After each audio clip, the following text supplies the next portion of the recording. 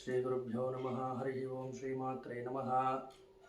ಶಿವಪಂಚಾಕ್ಷರಿ ಸಾಧನೆ ಇದರ ಬಗ್ಗೆ ಹಲವಾರು ವೀಕ್ಷಕರು ಗುರುಗಳೇ ಶಿವಪಂಚಾಕ್ಷರಿ ಸಾಧನೆನ ಇದ್ರ ಬಗ್ಗೆ ನೀವು ಹೇಳಿ ಅಂತ ಇದರಲ್ಲೂ ಕೇಳ್ಕೊಂಡಿದ್ದೀರಾ. ಅದೇ ರೀತಿ ಇಲ್ಲಿ ಬಂದಿರತಕ್ಕಂಥ ಎಲ್ಲ ಸತ್ಸಂಗದವ್ರಿಗೂ ಸಹ ಇದೊಂದು ಉಪಯೋಗ ಆಗಲಿ ಶಿವಪಂಚಾಕ್ಷರಿ ಸಾಧನೆ ಇದರ ಬಗ್ಗೆ ಅಂತ ಹೇಳಿ ಅದರ ಬಗ್ಗೆ ಕೆಲವು ವಿಚಾರಗಳನ್ನು ನಾವು ಮಾತಾಡೋಣ. ಓಂ ನಮಃ ಶಿವಾಯ ಅಂತಕ್ಕಂಥದ್ದೇ ಶಿವಪಂಚಾಕ್ಷರಿ ಮಂತ್ರ. ಇದನ್ನು ನಮಃ ಶಿವಾಯ ಅಂತ ಕೂಡ ಹೇಳುವಂಥ ಒಂದು ಪದ್ಧತಿ ರೂಢಿನಲ್ಲಿದೆ. ಅಂದರೆ ನಮಃ ಶಿವಾಯ ಅಂತ ಜಪ ಮಾಡಿದಾಗ ಆಗುವಂಥ ಅನುಭವನೇ ಬೇರೆ, ಓಂ ನಮಃ ಶಿವಾಯ ಅಂತ ಹೇಳಿ ಜಪ ಮಾಡುವಾಗ ಆಗುವಂಥ ಅನುಭವನೇ ಬೇರೆ. ಓಂಕಾರವನ್ನು ಸೇರಿಸಿ ಹೇಳುವಾಗ ಪಂಚಭೂತಗಳಿಗೂ ಅಧಿಪತಿಯಾದಂಥ ಶಿವ ಆ ಓಂಕಾರ ಶಬ್ದದೊಂದಿಗೆ ಮಿಳಿತನಾದಾಗ ಅಲ್ಲಿ ಅದೊಂದು ರೀತಿಯಂಥ ಸಾಧನೆ. ಈ ಶಿವಪಂಚಾಕ್ಷರಿ ಸಾಧನೆ ಮುಂಚೆ ಈ ಪಂಚಾಕ್ಷರಿ ಸಾಧನೆಯ ಕುರಿತಾದ ರಹಸ್ಯಗಳು, ಅದನ್ನು ಮಾಡಿದಾಗ ಏನೇನು ಅನುಭವ ಆಗುತ್ತೆ, ಅದನ್ನು ಜಪ ಮಾಡುವಾಗ ಯಾವ ಯಾವ ರೀತಿ ಮನುಷ್ಯನಿಗೆ ಸಿದ್ಧಿಗಳು ಉಂಟಾಗುತ್ತೆ, ಇದನ್ನೆಲ್ಲ ಈ ದಿವಸ ಮಾತಾಡೋಣ.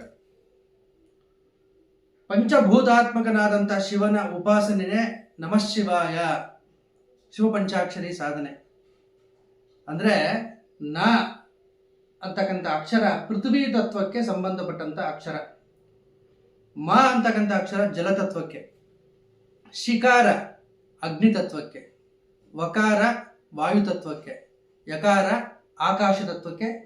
ಈ ಪಂಚಭೂತಗಳಿಗೂ ನಮಃ ಶಿವಾಯ ಅಂತಕ್ಕಂಥ ಪಂಚಾಕ್ಷರಿ ಮಂತ್ರಕ್ಕೂ ಸಂಬಂಧ ಇದೆ. ಒಂದೊಂದು ಅಕ್ಷರವು ಒಂದೊಂದು ತತ್ವವನ್ನು ಪ್ರತಿನಿಧಿಸುತ್ತೆ, ಪ್ರಾತಿನಿಧ್ಯವನ್ನು ವಹಿಸುತ್ತೆ. ಶಿವಪಂಚಾಕ್ಷರಿ ಮಂತ್ರದಲ್ಲಿ ಅವರು ಈ ಪಂಚಭೂತಗಳಿಂದ ಆವೃತನಾದಂತಹ ಪರಮೇಶ್ವರನ ಶಿವನ ಅನುಗ್ರಹವನ್ನು ಪಡಿತಾರೆ. ಶಿವನ ಅನುಗ್ರಹವನ್ನು ಖಂಡಿತ ಪಡಿತಾರೆ ಅವರು. ಶಿವನಿಗೆ 5 ಮುಖಗಳು. 5 ಮುಖಗಳು ಅದು ಪಂಚಭೂತಗಳಿಗೆ ಸಂಬಂಧಿಸಿದಂಥ ಮುಖಗಳು ಅಂತ ಕೂಡ ವ್ಯಾಖ್ಯಾನ ಮಾಡ್ತಾರೆ. ಸದ್ಯೋಜಾತ, ವಾಮದೇವ, ಅಘೋರ, ತತ್ಪುರುಷ, ಈಶಾನ ಅಂತ ಹೇಳಿ 5 ಮುಖಗಳು ಶಿವನಿಗೆ, ಪಂಚಭೂತಾತ್ಮಕವಾದಂತಹ ಮುಖಗಳು, 5 ಮುಖಗಳು. ಶಿವಪಂಚಾಕ್ಷರಿ ಸಾಧನೆಯನ್ನ ಮಾಡ್ತಾ ಮಾಡ್ತಾ ಮಾಡ್ತಾ ಮನುಷ್ಯನಿಗೆ ಏನಾಗುತ್ತೆ, ಮೊದಲು ಅವನು ಪೃಥ್ವಿ ತತ್ವವನ್ನು ಜಯಿಸ್ತಾನೆ. ಅದನ್ನ ಸಾಧನೆ ಮಾಡ್ತಾ ಮಾಡ್ತಾ ಮಾಡ್ತಾ ಪೃಥ್ವಿ ತತ್ವವನ್ನು ಜಯಿಸೋದು ಅಂದ್ರೆ ಏನು, ಅವನಿಗೆ ಆ ಗಂಧ ಸಿದ್ಧಿ ಅನ್ನೋದು ಉಂಟಾಗುತ್ತೆ. ವಾಸನಾ ಶಕ್ತಿ ಪೃಥ್ವಿ ತತ್ವ ಅಂದ್ರೆ ಏನು, ಪೃಥ್ವಿಗೆ ಅದರ ಗುಣ ಯಾವುದು ಅಂದ್ರೆ ವಾಸನ ಅಂತ ಹೇಳಿದ್ರೆ ಮಣ್ಣಿನ ವಾಸನೆ ಬರುತ್ತೆ ಮಳೆ ಬಿದ್ದಾಗ, ಗಂಧ ತತ್ವ ಅಂತ ಕರೆದ್ರು ಅದನ್ನ. ಅಂದ್ರೆ ಮನುಷ್ಯನಿಗೆ ಆ ಶಿವಪಂಚಾಕ್ಷರಿ ಸಾಧನೆ ಮಾಡ್ತಾ ಮಾಡ್ತಾ ಮಾಡ್ತಾ ಅವನ ಹೋದ ಜನ್ಮದ ಏನೇ ಇರಬಹುದು ಗುಣಗಳು, ಅವನ ಹೋದ ಜನ್ಮದ ಗುಣಗಳು, ಇದನ್ನ ಏನಂತಾರೆ ಆಧ್ಯಾತ್ಮಿಕ ಪರಿಭಾಷೆಯಲ್ಲಿ ವಾಸನ ಅಂತಾರೆ. ವಾಸನ ಅಂದ್ರೆ ವಾಸನೆ ಬರುತ್ತಲ್ಲ ಅದಲ್ಲ. ವಾಸನ ಅಂತ ಹೇಳಿದ್ರೆ ಹೋದ ಜನ್ಮದ ಅವನ ಗುಣಲಕ್ಷಣಗಳು, ಪ್ರವೃತ್ತಿಗಳು, ಅವನ ಅಭ್ಯಾಸ, ಅವನಿಗಿರ್ತಕ್ಕಂಥ ಚಟ ಗೀಳು, ಇದನ್ನೆಲ್ಲ ವಾಸನ ಅಂತ ಕರೀತಾರೆ. ಆ ವಾಸನಾ ಕ್ಷಯ ಆಗುತ್ತೆ. ಅಂದ್ರೆ ಅವನು ಅನೇಕ ಜನ್ಮಗಳಿಂದ ಏನೇನೋ ಕೆಲವು ಗುಣಗಳನ್ನು ರೂಢಿಸ್ಕೊಂಡ್ಬಿಟ್ಟಿರ್ತಾನೆ ಜೀವಾತ್ಮ. ಅದರಲ್ಲಿ ಒಳ್ಳೆಯದು ಇರುತ್ತೆ, ಕೆಟ್ಟದ್ದು ಇರುತ್ತೆ. ಆ ಕೆಟ್ಟದಾದಂತಹ ಪ್ರವೃತ್ತಿ, ಜನ್ಮಾಂತರಗಳಿಂದ ಬಂದಿರತಕ್ಕಂಥ ಪ್ರವೃತ್ತಿ ಏನಿದೆ ಅವೆಲ್ಲ ಶಿವಪಂಚಾಕ್ಷರಿ ಸಾಧನೆಯಿಂದ ನಿವಾರಣೆ ಆಗ್ತಾ ಹೋಗುತ್ತೆ. ಪೃಥ್ವಿ ತತ್ವ ಅವನಿಗೆ ಕೆಲವೊಂದು ಶಿವಲಿಂಗಗಳ ದರ್ಶನ ಆಗಕ್ಕೆ ಶುರುವಾಗುತ್ತೆ. ಆಕಸ್ಮಿಕವಾಗಿ ಅವನು ಶಿವಕ್ಷೇತ್ರಗಳಿಗೆ ಹೋಗೋದಕ್ಕೆ ಶುರುವಾಗ್ತಾನೆ. ಅಂದ್ರೆ ಇದು ಅವನ ಪ್ರಯತ್ನದಿಂದ ಆಗುವಂಥದ್ದಲ್ಲ, ಸಾಧಕನ ಪ್ರಯತ್ನದಿಂದ ಆಗುವಂಥದ್ದಲ್ಲ. ಅಯಾಚಿತವಾಗಿ ಇವನಿಗೆ ಶಿವನ ಅನುಗ್ರಹದಿಂದ ಯಾರೋ ಕರೀತಾರೆ, ಬನ್ನಿ ಸರ್ ಈ ದೇವಸ್ಥಾನಕ್ಕೆ ಹೋಗೋಣ ಅಂತಾರೆ. ಅಲ್ಲಿ ಅವನಿಗೆ ಶಿವಲಿಂಗದ ದರ್ಶನ ಆಗುತ್ತೆ. ಯಾರ್ಯಾರೋ ಸಿದ್ಧರು ಇವನಿಗೆ ದರ್ಶನ ಕೊಡ್ತಾರೆ. ಯಾಕಂತ ಹೇಳಿದ್ರೆ ಶಿವನಿಗೆ 3 ರೂಪ ಅಂತೆ. ಒಂದು ಗಿರಿ ರೂಪ, ಅಂದ್ರೆ ಬೆಟ್ಟಗಳ ರೂಪದಲ್ಲಿ ತೋರುವಂಥವನು ಪರಮಾತ್ಮ ಅವನೇ.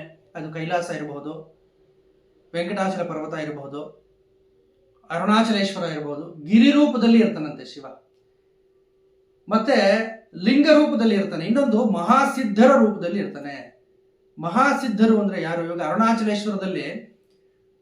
ಅರುಣಾಚಲೇಶ್ವರನಿಗೆ ಶಿವನಿಗೆ 3 ರೂಪ ಅಂತ ಹೇಳ್ತಾರೆ. ಒಂದು ಅರುಣಾಚಲ ಗಿರಿ, ಆ ಗಿರಿ ಪ್ರದಕ್ಷಿಣೆ ಮಾಡ್ತೀವಿ ನಾವೆಲ್ಲ, ಆ ಗಿರಿ ರೂಪದಲ್ಲಿ ಇದಾನಂತೆ. ಇನ್ನೊಂದು ಅವನು ಅರುಣಾಚಲೇಶ್ವರ ಲಿಂಗ ರೂಪದಲ್ಲಿದ್ದಾನೆ. ಮೂರನೇ ರೂಪ ಮಹಾಸಿದ್ಧ ರೂಪದಲ್ಲಿದ್ದಾನೆ. ಮಹಾಸಿದ್ಧರು ಅಂದರೆ ಅವಧೂತ ರೂಪದಲ್ಲಿ ಇರ್ತಾನೆ ಅವನು. ಅಲ್ಲಿಗೆ ಯಾರೇ ಉನ್ನತ ಮಟ್ಟದ ಸಾಧಕರು ಬಂದ್ರು ಅವರಿಗೆ ಅವನು ಮಹಾಸಿದ್ಧನ ರೂಪದಲ್ಲಿ ದರ್ಶನ ಕೊಡ್ತಾನೆ, ಅವ್ರನ್ನ ಕರೀತಾನೆ, ಮಾತಾಡಿಸ್ತಾನೆ, ಅವ್ರ ಜೊತೆ ನಲಿದಾಡ್ತಾನೆ. ಇಂಥ ರೂಪದಲ್ಲಿ ಬರ್ತಾನೆ ಅಂತ ಹೇಳಕ್ಕಾಗೋದಿಲ್ಲ ಅವನು. ಶಿವ ಪಂಚಾಕ್ಷರಿ ಸಾಧನೆ ಮಾಡೋರಿಗೆಲ್ಲ ಮಹಾಸಿದ್ಧರ ದರ್ಶನ ಆಗುತ್ತೆ. ಶಿವನೇ ಆ ರೂಪದಲ್ಲಿ ಬಂದಿರ್ತಾನೆ.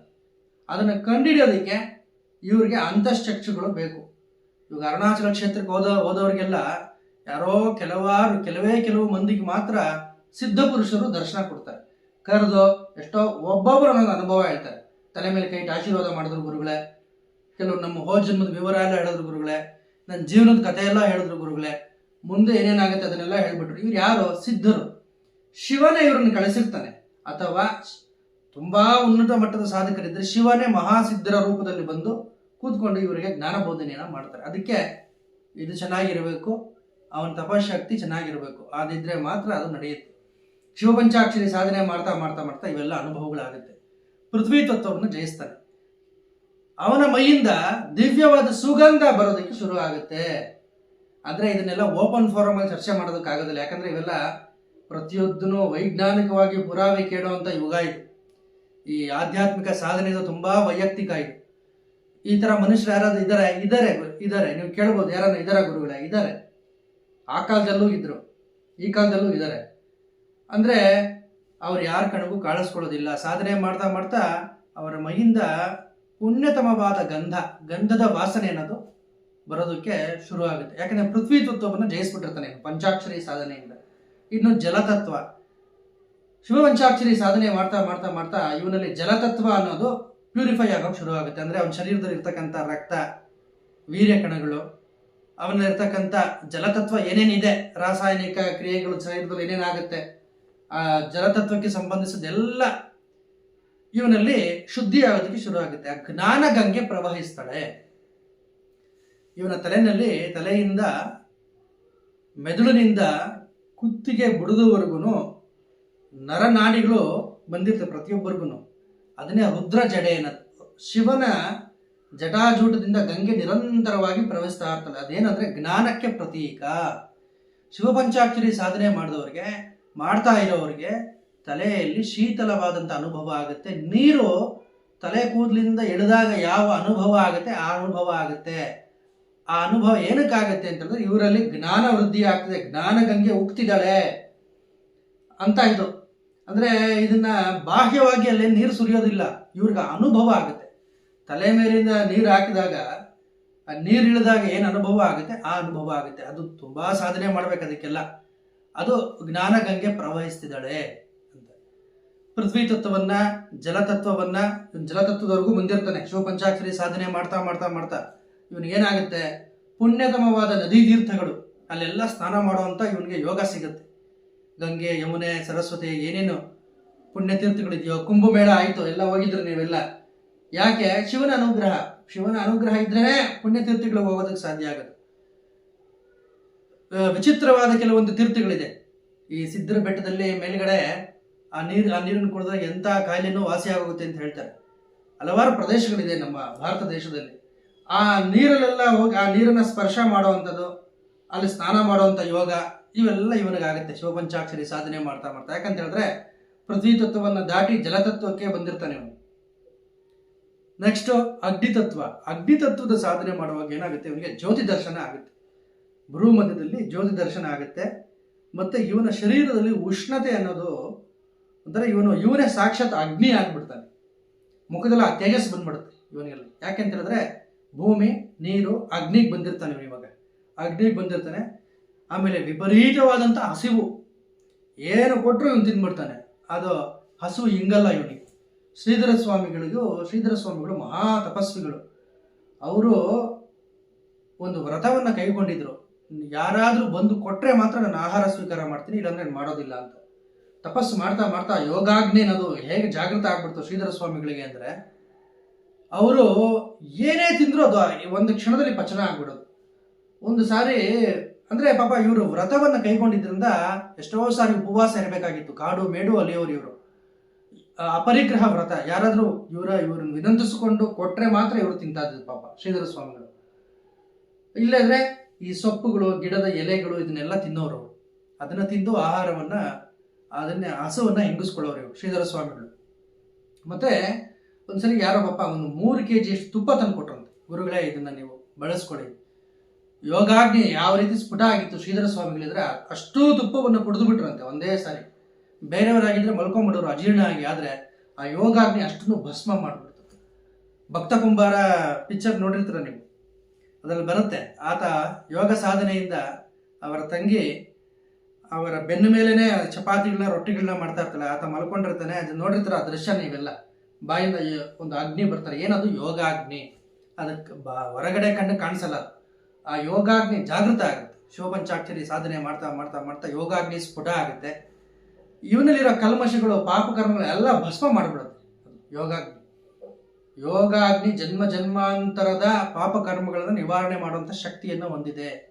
ಧ್ಯಾನ ಮಾಡ್ತಾ ಮಾಡ್ತಾ ಮಾಡ್ತಾ ಕುಂಡಲಿನಿ ಜಾಗೃತ ಆಗ್ತಾ ಆಗ್ತಾ ಆಗ್ತಾ ಇವನು ಶಿವಪಂಚಾಕ್ಷರಿ ಸಾಧನೆ ಮಾಡ್ತಾ ಮಾಡ್ತಾ ಅಗ್ನಿ ತತ್ವಕ್ಕೆ ಬಂದಿರ್ತಾನೆ.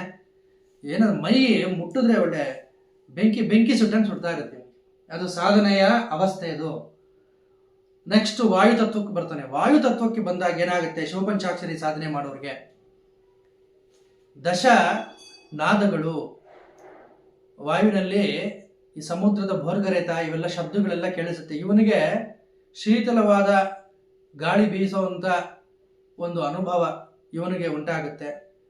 ಹೃದಯದಲ್ಲಿ ಮಹಾವಾಯು ಮೇಲಕ್ಕೆ ಹೋಗುತ್ತೆ. ಆ ಮಹಾವಾಯು ತಳ್ಳುತ್ತೆ ಇವನ್ನ. ಸಮಾಧಿ ಸ್ಥಿತಿಗೆ ತಗೊಂಡು ಹೋಗುವಂಥದ್ದು ಮಹಾವಾಯು. ರಾಮಕೃಷ್ಣ ಪರಮಹಂಸರಿಗೆ ಆ ಮಹಾವಾಯು ಹೃದಯದಲ್ಲಿ ಉತ್ಪನ್ನ ಆಗ್ತಿತ್ತು. ಅವರನ್ನ ಸಮಾಧಿ ಸ್ಥಿತಿಗೆ, ಭಾವ ಸಮಾಧಿಗೆ ಕರ್ಕೊಂಡು ಹೋಗೋದು ಆ ಮಹಾವಾಯು. ವಾಯು ತತ್ವ. ಆಕಾಶ ತತ್ವಕ್ಕೆ ಬರ್ತಾನೆ. ಆಕಾಶ ತತ್ವಕ್ಕೆ ಬಂದಾಗ ಆಕಾಶದ ಗುಣ ಏನೋ, ಸರಿ ಇನ್ನ ಮರ್ತ್ಬಿಟ್ಟೆ ನಾನು. ವಾಯು ತತ್ವದ ಗುಣ ಏನು? ಸ್ಪರ್ಶ.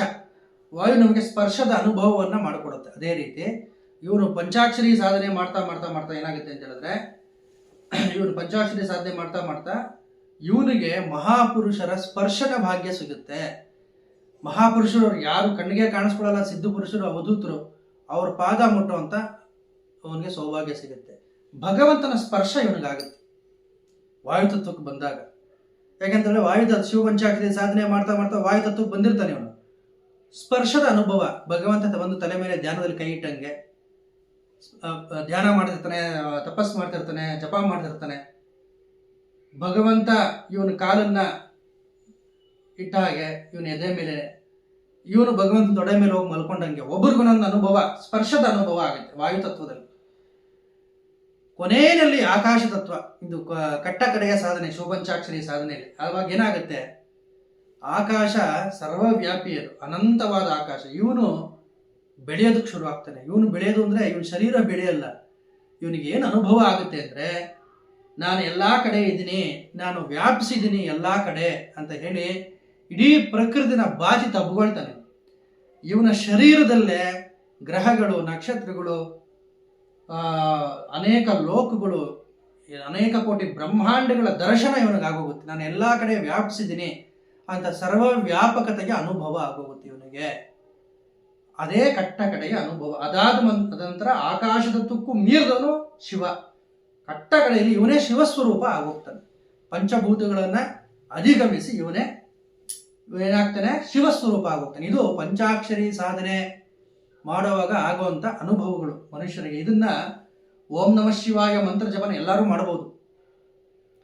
ಗುರುಮುಖೇನ ತಿಳ್ಕೊಂಡು ಮಾಡಿದ್ರೆ ಉತ್ತಮ. ಆದ್ದರಿಂದ ಗುರು ಯಾರಿಗಿಲ್ಲ ಅವರು ದತ್ತಾತ್ರೇಯ ಸ್ವಾಮಿನ, ಆಂಜನೇಯ ಸ್ವಾಮಿನ, ಅವರ ಇಷ್ಟ ದೇವತೆಯನ್ನ ಗುರುವಾಗಿ ಸ್ವೀಕರಿಸಿ ಈ ಜಪವನ್ನ ಮಾಡೋದಕ್ಕೆ ಶುರು ಮಾಡಿದ್ರೆ ಯೋಗ್ಯನಾದ ಗುರು ಇವರದ್ದಿಗೆ ಹುಡ್ಕೊಂಡ್ ಬರ್ತಾನೆ. ಸಾಧಕ ಪ್ರಾಮಾಣಿಕನಾಗಿದ್ರೆ ಗುರು ಓಡಾಡಿ ಬರ್ತಾನಂತೆ ಇವರಿದ್ದ ಕಡೆಗೆ.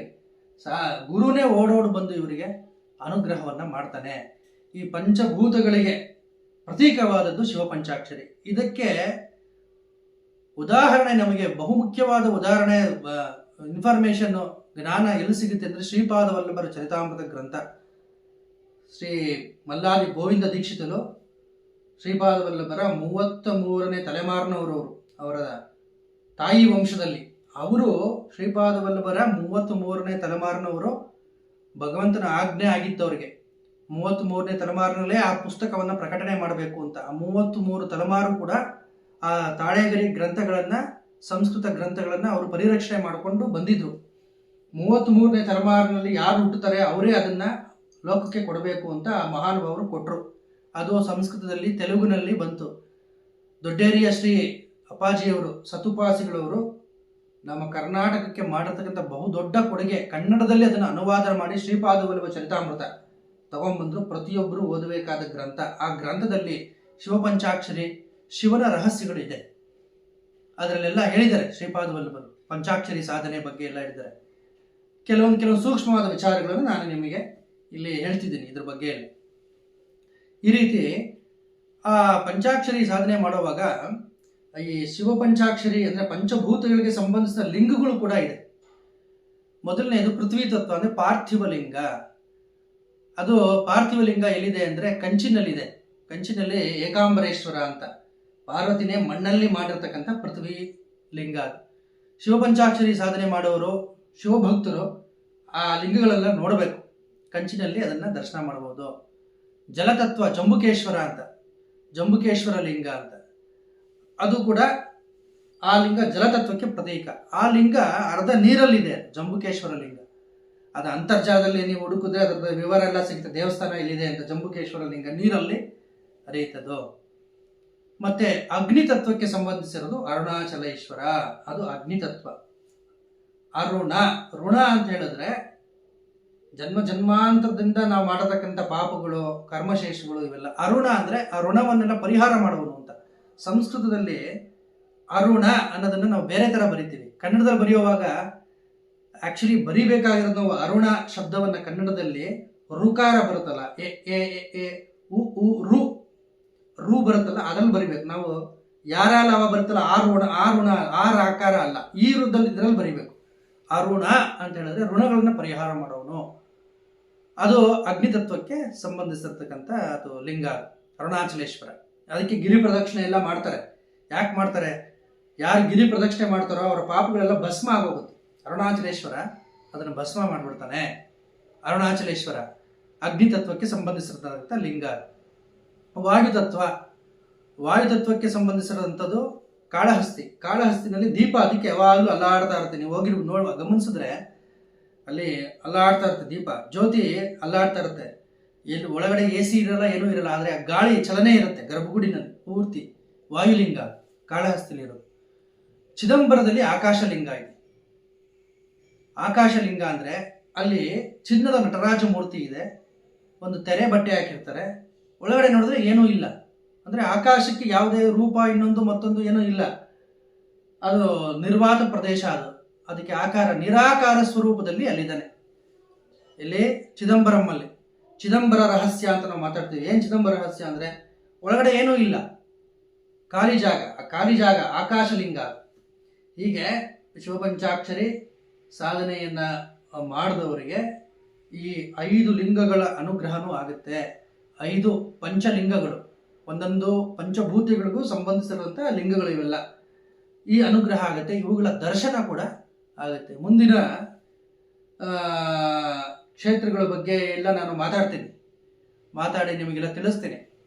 ಬಹಳಷ್ಟು ಮಾಹಿತಿನ ಸಂಗ್ರಹ ಮಾಡಿ ಇಟ್ಕೊಂಡಿದ್ದೀನಿ ನಾನು ಇದ್ರ ಬಗ್ಗೆ ಎಲ್ಲ, ಯಾವ್ಯಾವ ಕ್ಷೇತ್ರಗಳಲ್ಲಿ ಯಾವ್ಯಾವ ಇದಿದೆ ಅಂತ. ಮತ್ತು ಇನ್ನೊಂದು ಹೇಳ್ತಾರೆ, 12 ಜ್ಯೋತಿರ್ಲಿಂಗಗಳು, ಅದಕ್ಕೂ 12 ರಾಶಿಗೂ ಸಂಬಂಧ ಇದೆ ಅಂತ ಹೇಳ್ತಾರೆ. ಆದ್ದರಿಂದ ಶಿವ ಕಾಲಸ್ವರೂಪ. 12 ರಾಶಿಗಳನ್ನು ಜ್ಯೋತಿಷ್ ಚಕ್ರ ಅಂತ ಕರಿತೀವಿ.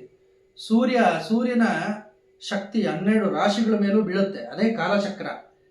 ಶಿವ 12 ಜ್ಯೋತಿರ್ಲಿಂಗಗಳು ಅಂದರೆ ಭಚಕ್ರದಲ್ಲಿ ಇರ್ತಕ್ಕಂಥ 12 ರಾಶಿಗಳಿಗೂ ಜ್ಯೋತಿರ್ಲಿಂಗಗಳು ಸಂಬಂಧ ಇದೆ ಅಂತ ಹೇಳ್ತಾರೆ.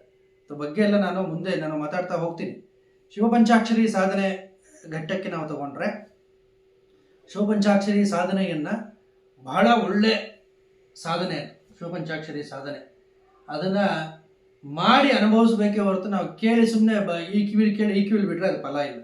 ಯಾಕೆಂತ ಹೇಳಿದ್ರೆ, ಈಗ ಸಕ್ಕರೆ ಹೇಗಿದೆ ಅಂತ ಹೇಳಿದ್ರೆ ನಾನು ಹೇಳಬಲ್ಲೆ ಅಷ್ಟೇ. ಬಾಯಿಲ್ ಹಾಕೊಂಡಾಗ ನಿಮ್ಗೆ ರುಚಿ ಗೊತ್ತಾಗುತ್ತಲ್ವಾ? ಅದನ್ನು ಬಾಯಿಲ್ ಹಾಕೊಂಡು ಅದನ್ನು ರುಚಿನ ಅನುಭವಿಸ್ಬೇಕು.